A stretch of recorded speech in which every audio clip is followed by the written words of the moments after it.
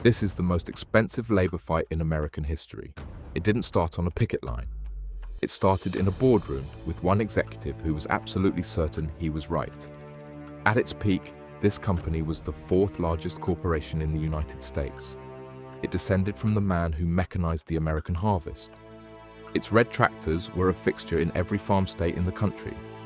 98,000 employees, record sales of $8.4 billion, record profit of $370 million.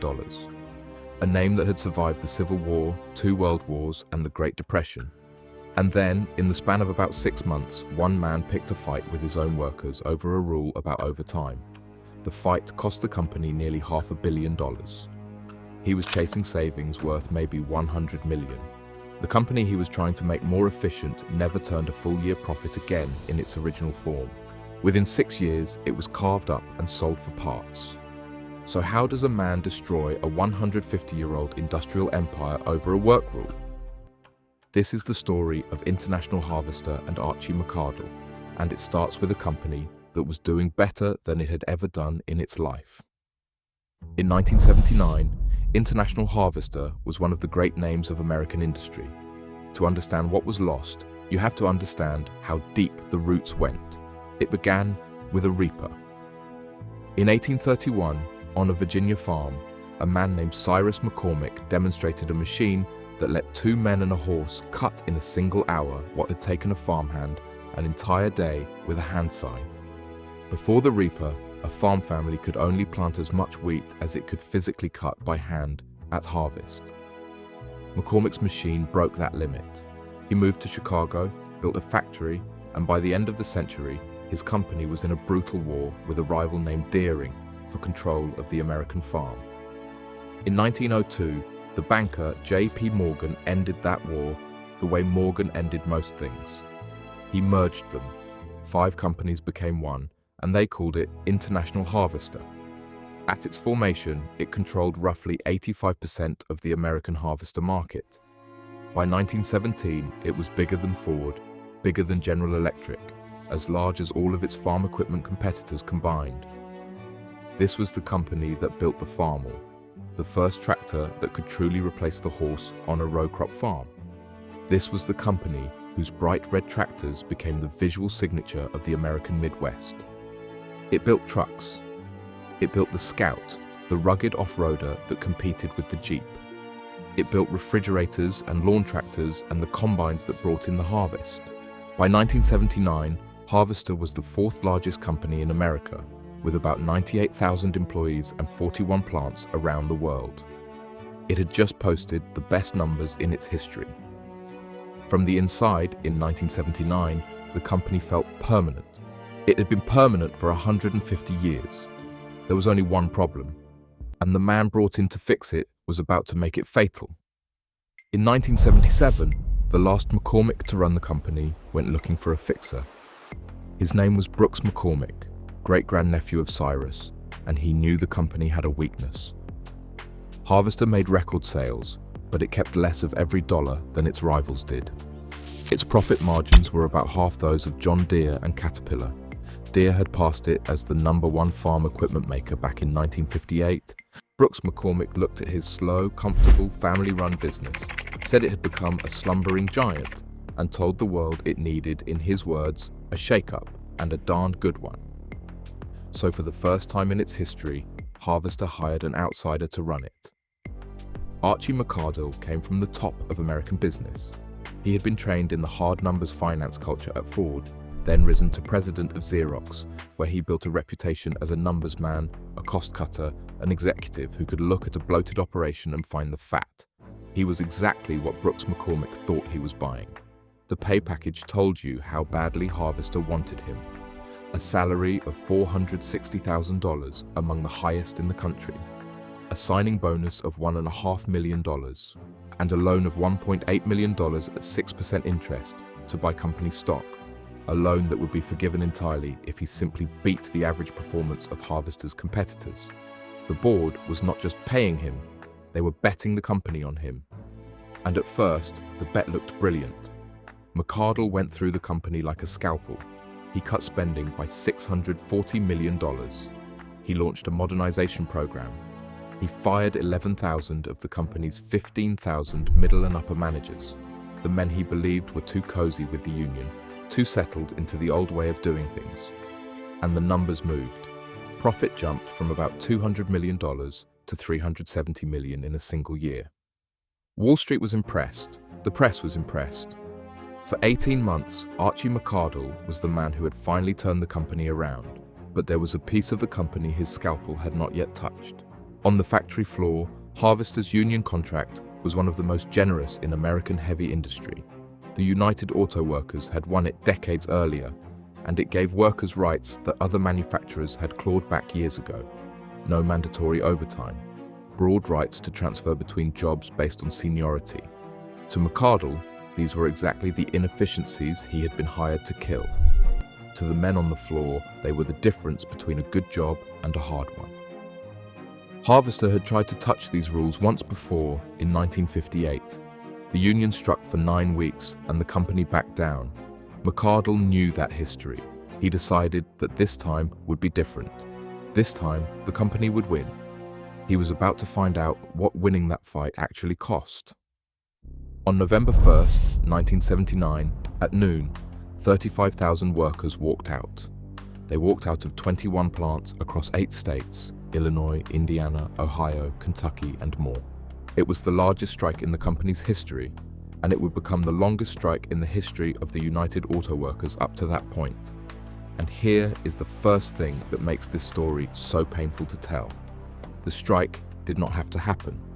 Or at least, it did not have to happen the way it did. When negotiations opened, McArdle took personal control of the company's side. He brought in a new head of human resources. Neither man had ever bargained with the United Auto Workers before in a heavy manufacturing plant.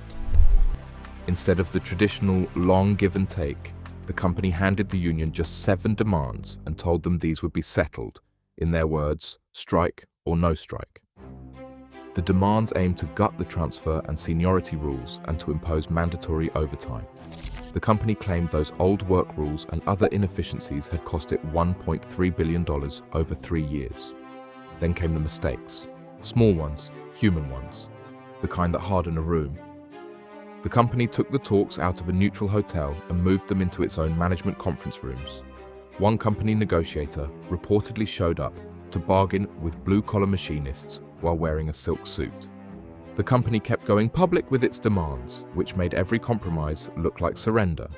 And then, in the middle of the strike, a company memo leaked.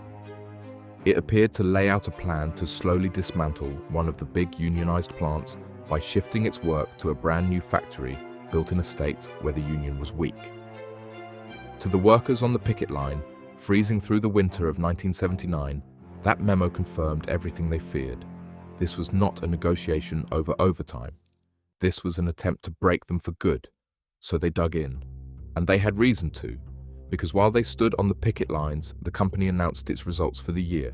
Record profit, $370 million, an $8.4 billion year, the best in the company's history.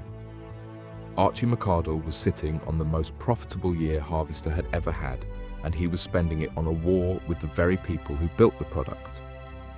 At the annual shareholders meeting in February of 1980, it turned ugly.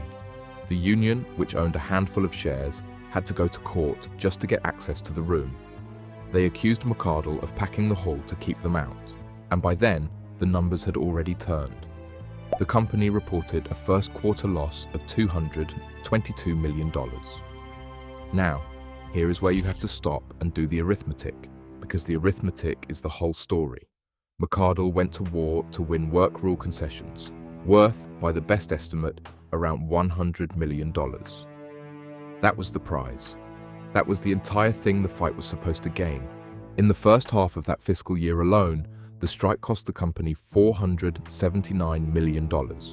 Short-term debt climbed from $442 million to a staggering $1 billion. Sales collapsed by nearly half. He was spending $4 to $5 to try to save one.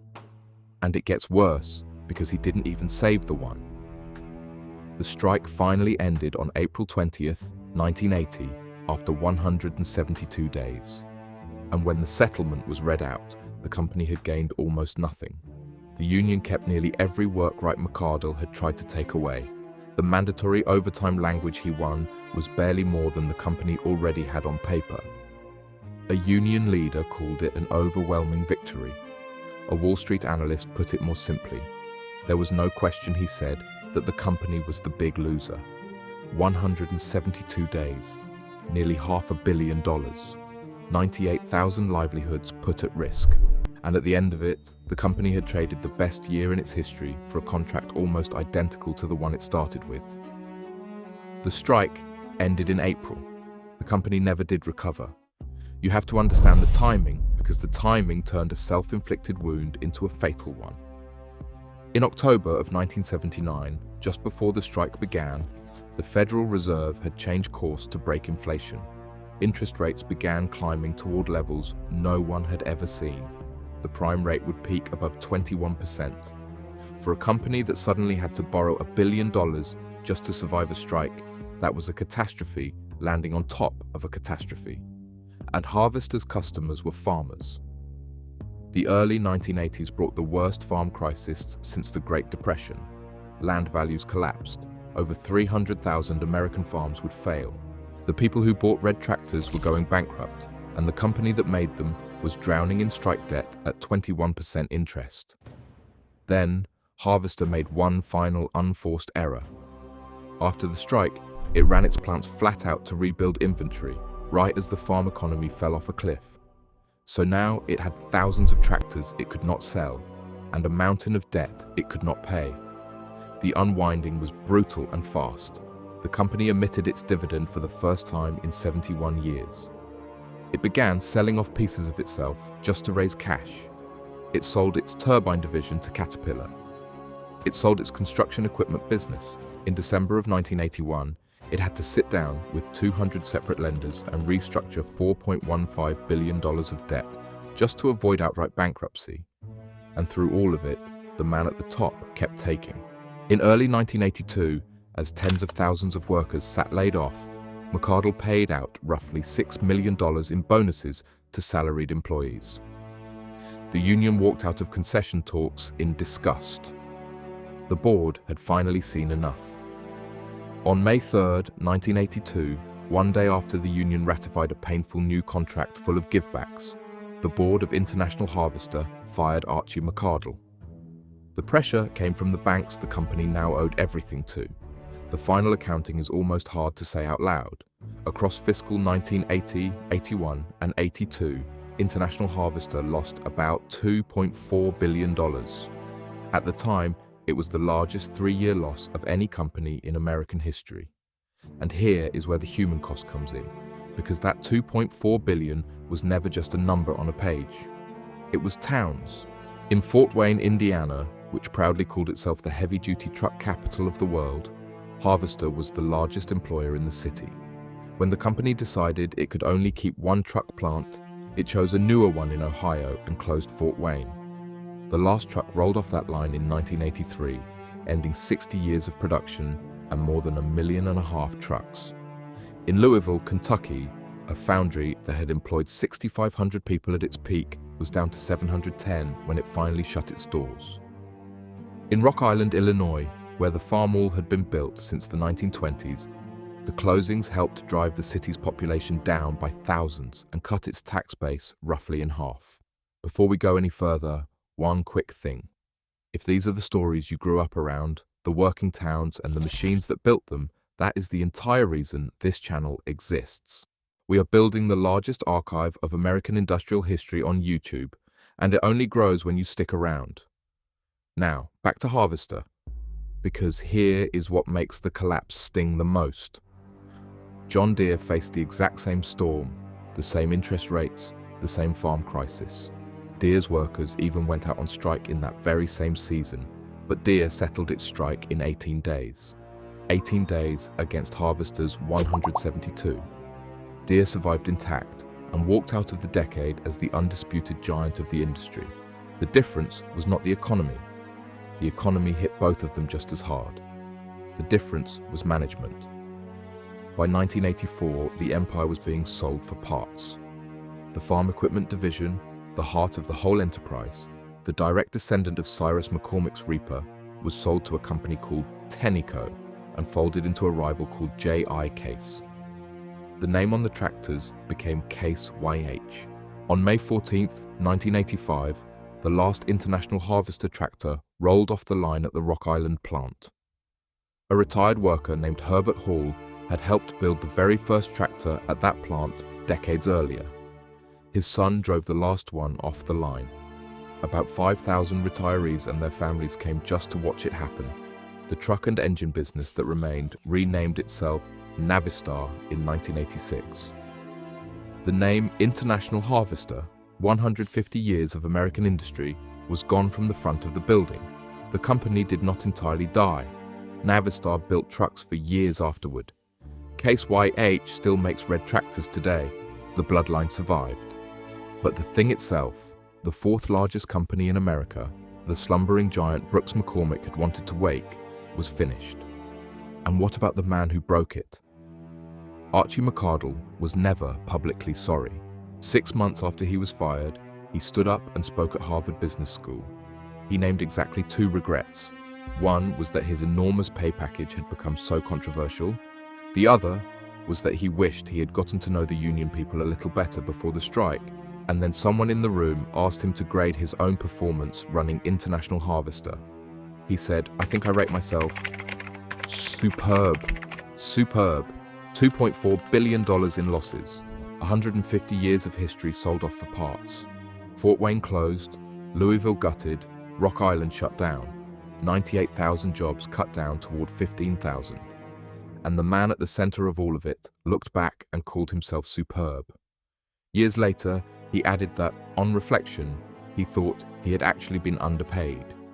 That is the story of International Harvester, a company that survived the Civil War, the Great Depression, and 2 world wars, and could not survive one executive who was certain he was right. Here is the part I keep coming back to. The strike was never really about the money. $100 million in work rules was a rounding error for a company that size. What McCardle actually wanted was to win, to prove that the new management could break the old bargain on the factory floor. He spent nearly $500 million and the future of a 150-year-old company just to make that point. And in the end, he lost the point too. The tractors are still out there. If you grew up in a farm state, you have seen them. That unmistakable Harvester red, still working in fields and still sitting proud at county shows, some of them older than the men driving them. Every single one of them descends from a Reaper, a young Virginia farmer, built in 1831. That is the inheritance that was sitting on the table in 1979. That is what got traded away for a fight over overtime. We did not lose International Harvester to the economy. We lost it to certainty, to one man who could not tell the difference between winning an argument and destroying the very thing he was arguing about. If you grew up around Harvester Red, if your father or your grandfather worked a farm, drove one of their trucks, or lost a job when one of those plants went dark, drop a comment and tell me where and which one. The people who built this company deserve to be remembered properly. A like on this video genuinely helps the algorithm find the next person who needs to see it. And if you want more stories of the companies that built this country and the decisions that broke them, hit subscribe. I'll see you on the next one.